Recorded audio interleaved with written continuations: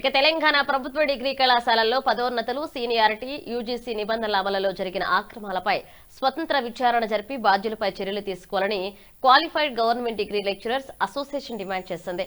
ఇక నిబంధనలకు విరుద్ధంగా పదోన్నతులు ఇచ్చి అర్హులైన అధ్యాపకులకు అన్యాయం చేశారని ఆరోపించిన సంఘం నకిలీ పీహెచ్డీ సర్టిఫికేట్లపై విచారణతో పాటు ప్రత్యేక కమిటీ ఏర్పాటు చేయాలని, లేకపోతే ఆమరణ నిరాహార దీక్ష చేపడతామని హెచ్చరించింది.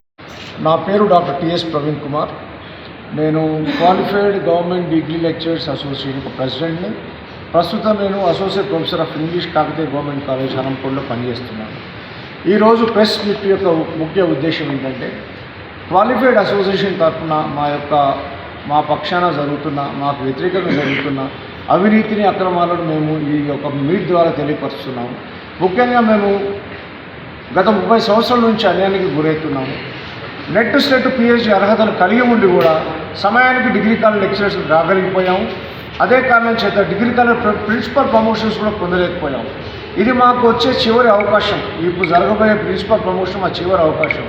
ఇప్పటిదాకా మా జీవితంలో మేము టీచర్గానే స్టార్ట్ చేసాము, టీచర్గానే రిటైర్ అవుతున్నాము. ఒక అడ్మినిస్ట్రేటివ్ పోస్ట్ కూడా చేపట్టలేదు.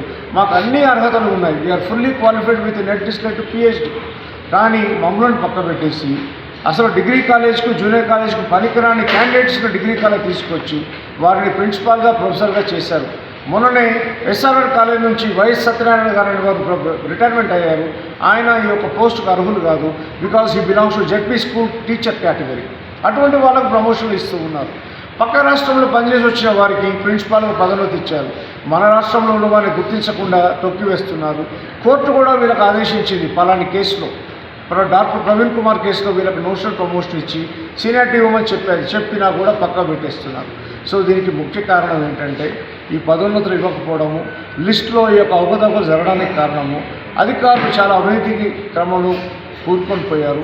డబ్బులు ఇస్తే తప్ప పనులు జరగట్లేదు.